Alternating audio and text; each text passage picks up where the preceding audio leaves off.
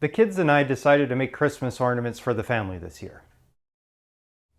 We're going to use my CNC 3018 Pro to do this. In this video, I'm going to briefly go over the steps involved from cutting the wood, drawing an outline in Fusion 360, using ESTL-CAM to add text and generate the G-code, carving out the ornament, finishing, and finally painting them with the kids. This isn't a detailed tutorial, but it might give you some ideas for your own projects. If you have ideas you'd like to share, please leave them in the comments below. I hope you enjoyed this video as much as we did making the ornaments. Now let's get to making the project. Let's find a piece and cut it up to a size appropriate for our project.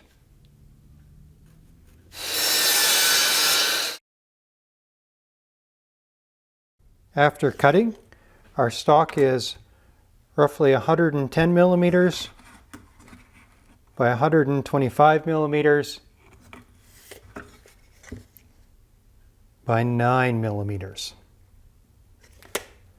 Knowing our dimensions, we can go draft up our Christmas ornaments. We're going to start our Christmas ornament design in Fusion 360. Starting with a sketch and our plane, we're going to look at it from the top to get a more 2D view. We'll start with the body of the decoration, a circle. Knowing our wood is 110 millimeters at maximum, we're going to make this a 90 millimeter circle. Gives us a bit of extra on the sides. We'll create another circle here, which will be the hole to hang this from. And then finally, a third circle for the top of our bell.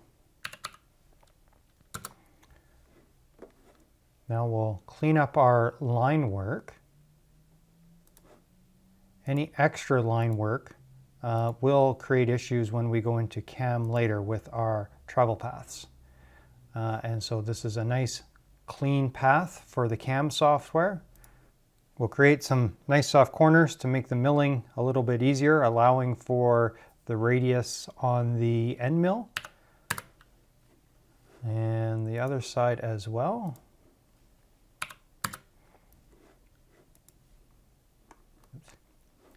And now we'll save it as a DXF for our CAM software. So here we are in our CAM software. We're going to check a couple things first. First is our 2 bits, so a 0.3 V bit as well as our 3 mil end mill, which will be the 2 bits we're using today. And then into setup, we're using a Gerbil machine, which is correct. We also want to check the advanced settings for Gerbil and turn the arc use of commands off. Really long arcs, I'm using a Nano for my Gerbil controller, and long arcs will confuse it. Short arcs seem to be okay, but long ones not so much. So we'll make sure that's off. Next, we will set our work area, and our pieces of wood are about 110 by 125 millimeters. So that's good. And then a grid. So we want a grid to make working a little bit easier and laying out our letters a little bit easier. And so that is good as well. And now we'll open our DXF from Fusion 360. So here's our Christmas ball from Fusion 360 on our workspace or our piece of wood. We're going to move that a little bit. We don't want to carve up right against the edges. So move. We imported DXF like that, and so we'll move that over 5 and up 5, which gives us a bit of buffer around the edges for carving. Now let's add some text. You'll notice that our V bit is selected, which is what we want to use for carving in the text. We'll select the text function, pick an approximate location, and enter our text. Merry Christmas 2021. Now we'll highlight that, we'll center it, bold it, pick an appropriate font size. Let's change the font as well to make it a little more stylized. We're going to pocket the inside so the letters will be completely carved out, not just outlines. and we're going to select a tool depth of 1.5. That's not quite centered, and you'll notice that we have our cursor snapping. So let's go back and turn our grid off by just setting zeros. Now let's center that where we like. Now it looks much better. Again, we have a depth of 1.5, which gives us nice profile, but not too deep that the letters will interfere with each other with the V-bit. Now let's hit OK. Let's give that a preview. We'll look at the angle. The depth is there. And we'll zoom in. And the travel paths all look good. Is it OK? Now let's save that as our first job. We'll save it as text.nc. Let's reopen our DXF. We're going to once again move it.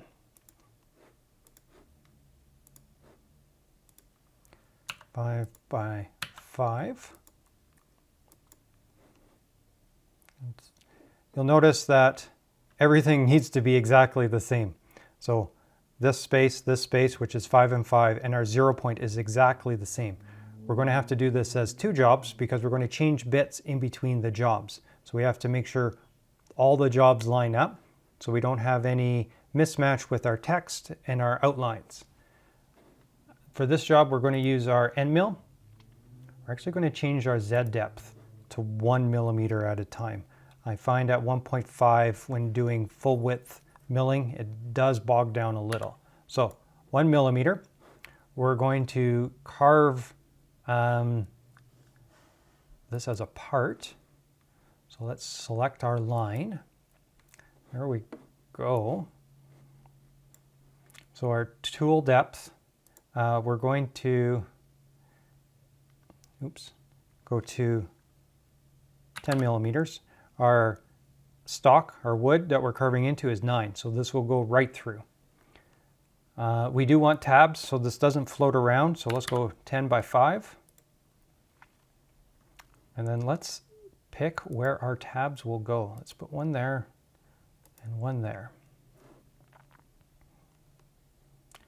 And that looks good. So now let's do a hole.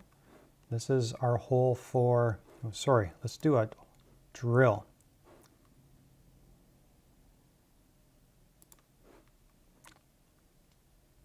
So this is where the string will go through ultimately.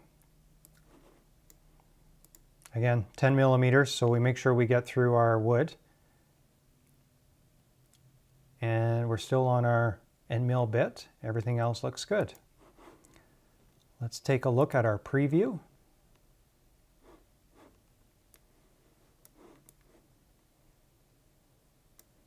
So you can see our notches there, or our tabs to hold everything together, our spiral drill hole. Everything looks good. So we'll save this job as outline.nc. Now let's just delete these 2 tool paths using the select tool. And we'll go back to our V-bit. So my kids have done some custom artwork for the back. How I've done that is similar if you go look at my Valentine's video in terms of transferring a graphic into an SVG and then importing it into this software. To do that, once you have that SVG, is you just insert it, scale it to the size you want by using, I think it gives you an option for size. When carving the backside, we need to be very careful about our 0 point. So when we flip it over, because the wood wasn't cut exactly and our layout is not exactly centered, we're going to have to measure that in. When we get down to the CNC, you'll be able to see it a bit better, but essentially is on the backside, we're going to have to measure over 90 millimeters, 100 millimeters. That's 90 for the ball plus the 5 mil buffer on each side. And we'll put a 0 point on the wood, and then we'll use that for carving. It'll make more sense when you can see it on the machine. With that, I'm going to finish up my kids' art, save the back as another NC file, and then we can head on down to the CNC.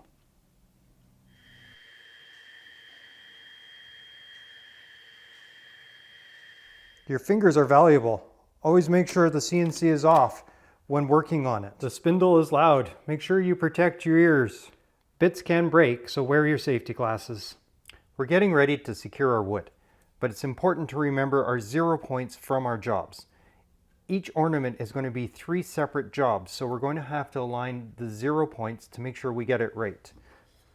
So on the front, our 0 point will be this bottom corner, but on the back, we can't use the corner, but we know because our ornament's 90 millimeters and we had 5 millimeters buffer on each side, our starting point is exactly 100 millimeters over. So let's measure over 100 millimeters.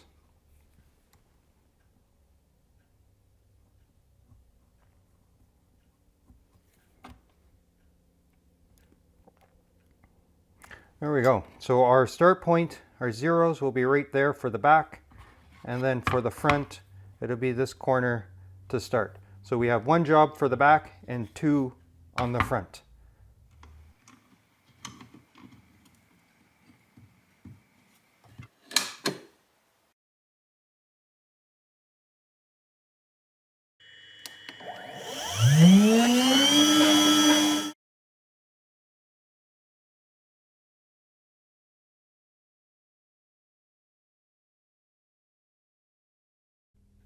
We've finished carving the backside, so now we'll flip the wood over, reset our 0 position to the bottom left corner, and then start carving the text on the front.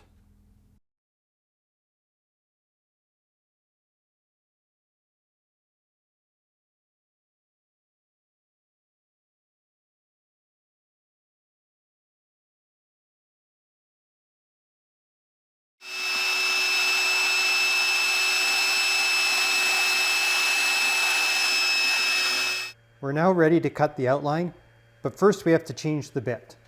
So we're going to first move the Z up so we have a bit of room to work with. We're going to turn the machine off for safety, and now we can change our bit.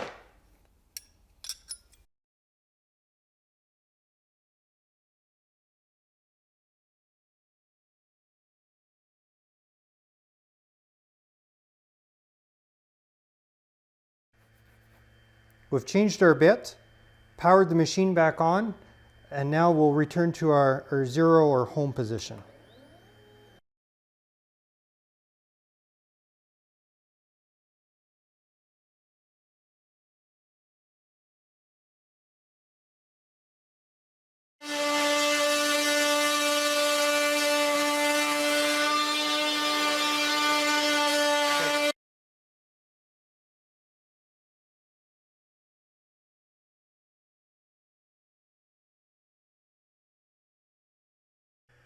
It's the moment of truth. Let's see if all 3 jobs lined up on our wood.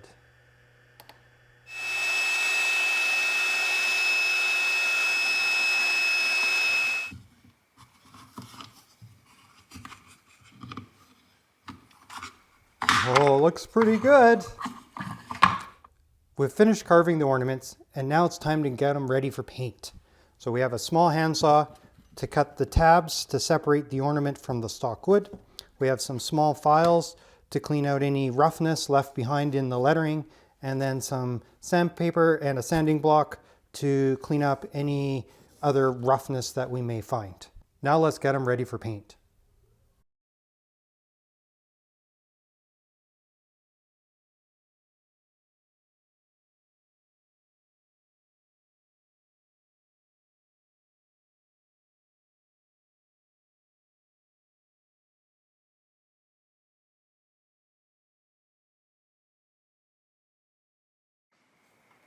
The kids are here ready to help with paint. So we're going to first paint the letters, sand off any excess that spills out of the letter carves. Then we're going to put on some personalization and follow that up with a coat of clear paint. Are you guys ready? Yep, I guess so. Okay, let's paint.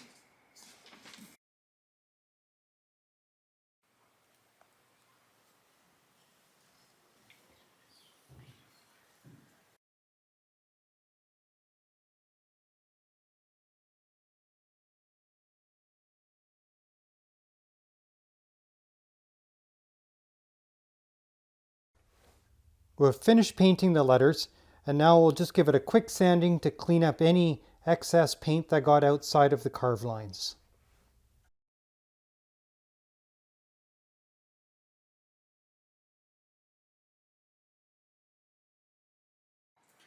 And now it's time for glitter.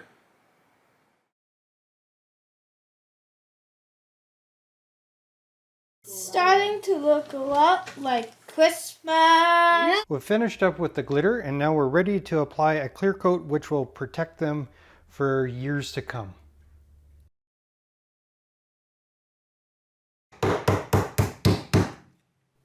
Unfortunately, a combination of the glitter and the paint, and we've lost our luster. I tried to pick out the paint and the glitter and kind of rehab it, but that didn't really turn out that well. So unfortunately, we're going to have to start carving these from scratch again.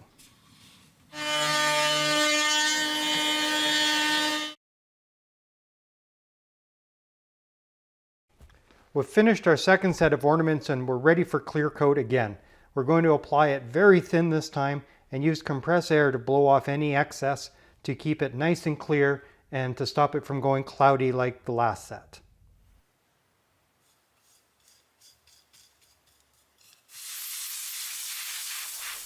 We'll put 3 thin coats of clear on each side, and there's no sign of the cloudiness like before. We're ready to tie on the ribbons and then mail them out just in time for Christmas.